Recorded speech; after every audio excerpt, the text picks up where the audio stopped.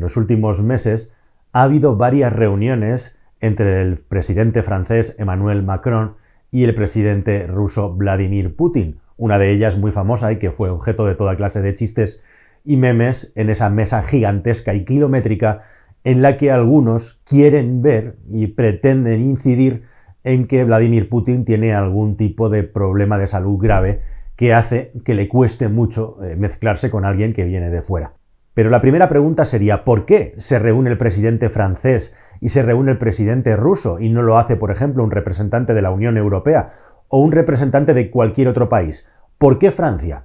Pues Francia, entre otras cosas, aparte de ser un país que a lo largo de la historia moderna siempre ha tenido su propia opinión y política en materia de relaciones exteriores, es además la gran potencia nuclear europea. Es el único país, aparte de Inglaterra, que tiene un arsenal nuclear importante. Pero en este vídeo te voy a explicar por qué eso que parecía algo absolutamente de ciencia ficción, absurdo y estúpido, y que por cierto algunos ya venían advirtiendo con muy buen tino periodístico en medios de prestigio internacional sobre que estábamos cada vez más cerca de una posible tercera guerra mundial o de un conflicto nuclear, aunque no lo quisiéramos creer, es ahora más latente y más patente que nunca. Vamos a ver qué está pasando y vamos a ver qué es lo que puede pasar.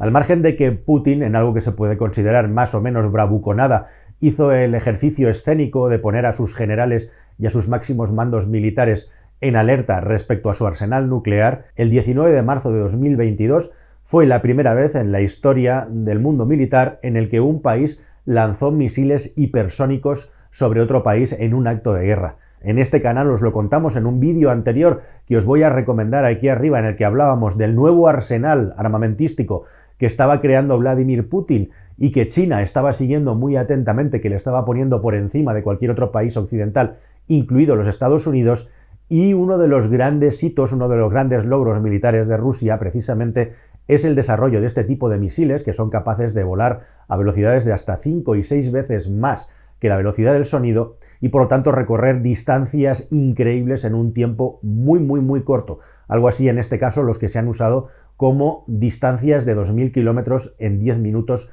o menos incluso según la tecnología que se use. Y es que con estos misiles no hay ningún tipo de remedio de momento para poderlos parar, para poderlos frenar y por lo tanto son un arma muy poderosa que Rusia ya ha empezado a utilizar y por lo tanto ha abandonado de la fase experimental en la guerra en Ucrania, en este caso se supone para destruir un arsenal oculto bajo tierra que tenía el ejército ucraniano. Y que Putin esté utilizando tecnologías que están guardadas para situaciones críticas tiene varias lecturas. La lectura más importante y la primera es que esto forma parte de la desesperación real que tienen los rusos. El Estado Mayor ruso y el ejército ruso respecto a lo que está pasando en Ucrania. Se ha debatido más o menos sobre cuánto ha fracasado, cuál es el nivel de fracaso que Rusia tiene en Ucrania. Que hayan dado el salto a utilizar misiles hipersónicos es una demostración más de que Rusia tiene serios problemas para acabar con la resistencia ucraniana. E igualmente también, mientras va avanzando de manera lastimosa o prácticamente sin avanzar en distintos frentes, comienza a aumentar el nivel armamentístico, el nivel, digamos, de tecnología y por lo tanto de dolor también,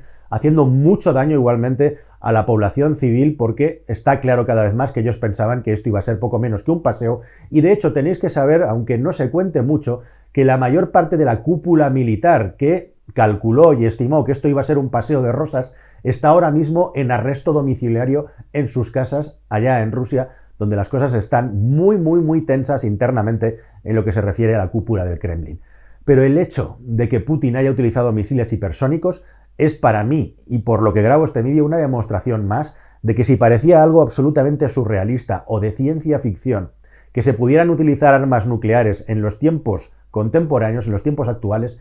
es una variable que tenemos ya que borrar de nuestros cerebros. No es algo remoto, sino que es algo absolutamente real y de hecho, y para mi absoluto temor interno, el hecho de haber utilizado misiles hipersónicos que pueden transportar cabezas nucleares es un salto más en la escalada militar en el que realmente Ucrania es un campo de juego en el que a la derecha en el ring está Rusia y a la izquierda está Occidente capitaneado por los Estados Unidos. Occidente está dando ayuda a Ucrania, ayuda militar, de cierto nivel, Rusia sube el nivel de apuesta utilizando misiles hipersónicos. ¿Cuál va a ser el siguiente paso? ¿Cuál va a ser el siguiente umbral de dolor? Eso no lo sabemos ahora mismo. Pero lo que sí que sabemos, como te voy a contar a continuación, es que los próximos años que vienen, el giro de la historia ya está aquí y se acabó el deshielo de la Guerra Fría, y yo no sé si llamar a lo que viene una nueva Guerra Fría o una nueva Guerra Caliente, porque lo que viene, desde luego, tiene el titular de nuclear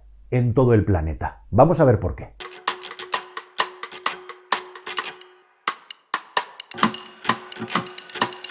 El 5 de diciembre de 1994 se firmaba el Memorándum de Budapest, por el que la recién nacida República de Ucrania, al igual que otras muchísimas repúblicas soviéticas, llegaba a unos acuerdos internacionales para normalizar sus relaciones con Rusia y con el resto de países alrededor del mundo, con la voluntad de que Ucrania lógicamente tuviera un papel en la comunidad internacional y se consolidara como nación.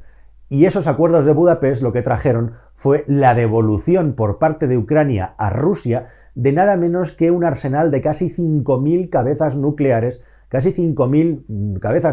con sus correspondientes armazones, con su correspondiente maquinaria de lanzamiento y, en definitiva, toda la tecnología necesaria para poder lanzar una bomba nuclear. Lógicamente se desmembra la URSS y muchos nuevos estados tienen arsenal atómico que pertenecía a la URSS. Y en una prueba, digamos, de buena relación, de buen vecindario, e igualmente también alineándose con el Tratado de No Proliferación Nuclear, Ucrania hizo el ejercicio de devolverle a Rusia todo el armamento nuclear que tenía, establecer una relación diplomática totalmente al mismo nivel, Estado con Estado, a cambio de quitarse todo ese arsenal de encima y, por lo tanto, demostrar a Rusia que no iba a ser un enemigo en el futuro. Justamente eso, la percepción por parte de Rusia, más que justificada en el plano teórico de que un acuerdo con la OTAN podía poner misiles nucleares apuntando hacia Moscú a escasos minutos, hizo que Putin lo utilizara como excusa para iniciar esta invasión. Pero lo cierto es que lo importante de esa efeméride es justamente que el mundo estaba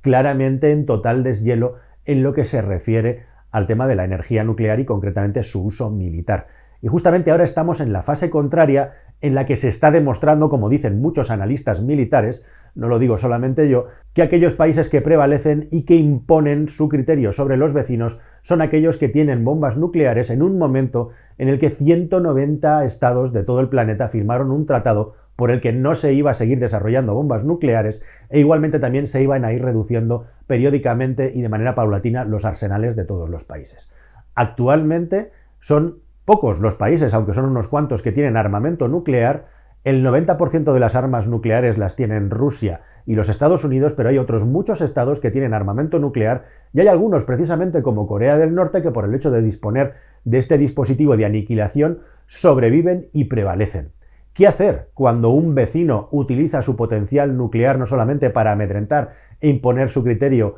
sino también para invadirte? Pues lógicamente que todo este equilibrio en el que Occidente jugaba una parte muy importante se ve absolutamente volado y saltado por los aires. Y lo que estamos viviendo ya en todo el mundo es un cambio absoluto de tendencia y un giro político brutal que está absolutamente, digamos, retratado y encumbrado por esa decisión en el Parlamento alemán que comunicó su presidente de un giro total en el país en lo que se refiere a la política militar, un rearme nuevo y unas partidas presupuestarias muy importantes para que Alemania tuviera suficiente capacidad en el futuro para poderse defender de posibles agresiones que ahora nota como más cercanas después de todo lo que está pasando en Ucrania. Qué decir todos los estados bálticos, y acabando en Polonia, que están lindando con Ucrania, con Bielorrusia o con Rusia y que ven la amenaza más cerca que nunca, y por eso también son los países más refractarios y que más han declarado su interés en estar cerca del calor de la OTAN. Pero al otro lado del globo, en el lado oriental, está pasando algo muy parecido, prácticamente podríamos decir equivalente, aunque desde un punto de vista histórico y político no tenga mucho que ver. La situación, digamos, primaria y de fondo es la amenaza de China contra Taiwán, también con Estados Unidos ahí revoloteando, un conflicto que perdura desde hace ya más de medio siglo y que en cualquier momento podría devenir en un conflicto militar, teniendo en cuenta además que China posee igualmente armamento nuclear. Así que países que lindan con China, como pueden ser Vietnam, como puede ser Tailandia, como puede ser Filipinas, como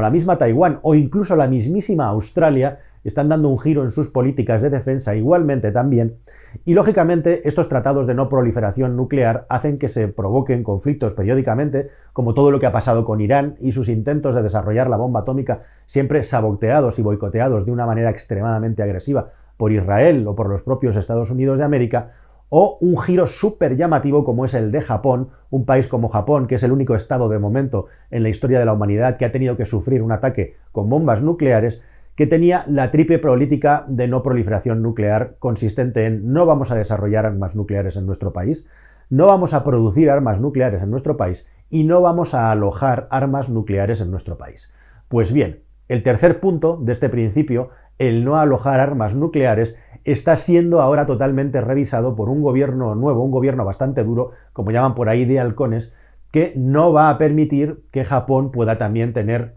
amenazas en el futuro con el gigante chino, con el que va teniendo encontronazos de una manera periódica y constante en el tiempo. Así que muchos analistas lo que calculan y piensan ya es que volvemos a los tiempos en los que no había un tratado internacional de no proliferación nuclear, es decir, volvemos a los años 60, años en los que muchos estados, incluyendo a España, de lo que ya os hablé aquí en un vídeo que os recomiendo con el proyecto Islero,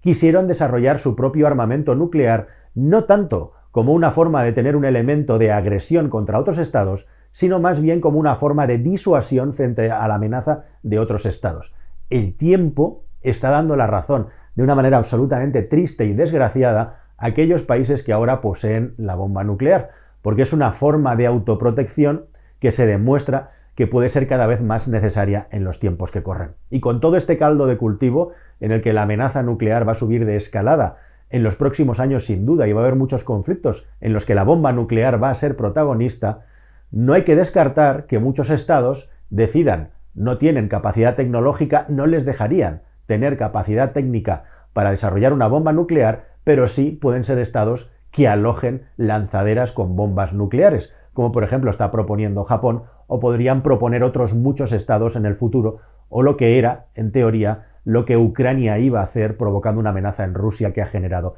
esta reacción. Así que estos son los motivos por los que vamos a un mundo que se va a recalentar en lugar de enfriar y en los que el argumento nuclear va a estar desgraciadamente cada vez más en boga de muchos estados, teniendo en cuenta la amenaza por un lado de Rusia que se ha cumplido y la amenaza que algunos estados sienten cada vez como más caliente de China al otro lado del mundo. Y en este caldo de cultivo, como decimos, tenemos a un Vladimir Putin al que los planes no le han salido bien. En aquel vídeo que generó tanta polémica hablábamos de cómo Putin se había suicidado, estaba muerto, decía, políticamente, por supuesto, en sentido figurado, y el tiempo nos está demostrando cómo efectivamente Putin ahora quiere abrazar a China, se tiene que abrazar a China para seguir haciendo crecer su armamento y la gestión militar de un país que está tremendamente empobrecido y al borde de la bancarrota por todas las sanciones que han ocurrido, mientras en el resto del mundo y especialmente en Occidente pagamos igualmente las consecuencias económicas, con consecuencias a su vez que todavía están por ver.